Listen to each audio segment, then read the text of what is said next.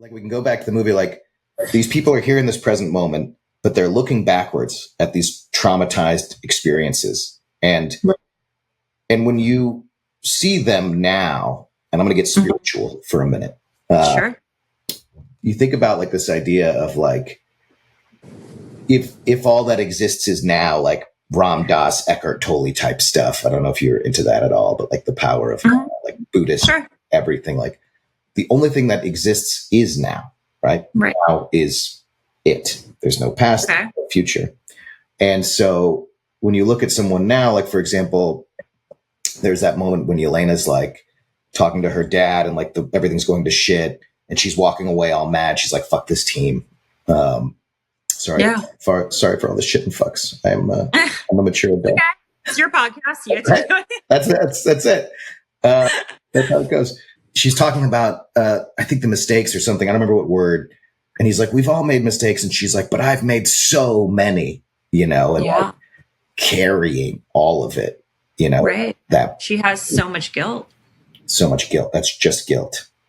I mean, in my opinion, I think that she had a tremendous amount of guilt and she didn't know what to do with it. And I think that at first she thought that by pouring herself into this career of being an assassin, which is what she was trained to do, that she would be able to ignore basically having any sort of real human feelings or emotions and just kind of putting them to the side. And when that didn't work, she started drinking a lot. And that also didn't work. So how do you get rid of guilt other than, what we've talked about, open up? You face it. You face it. I don't know if you necessarily get rid of it. I think you have to understand it. And I think you have to face it. And I think it's a long process. I think that ultimately a lot of guilt has to do with forgiving ourselves, right? And we can't forgive ourselves if we're trying to escape what we've done. Can we go deeper on that? Sure. How do you mean? So you said we can't forgive ourselves if we're trying to escape what we've done.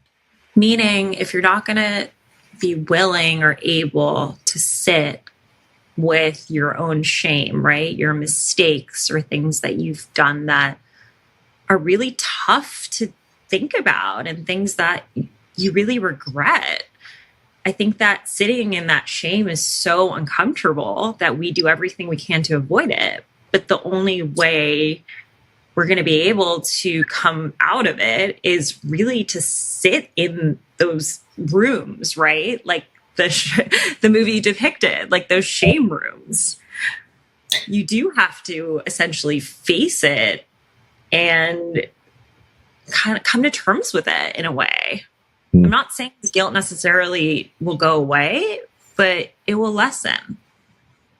Or maybe we find a way to just put it on a shelf for now, right? Like it's still there, but it's just not this soul crushing feeling that makes us not experience all the joy in life and all of the good things we've done. Right. So sit with it is the way to do it for now. Just embrace it, allow it.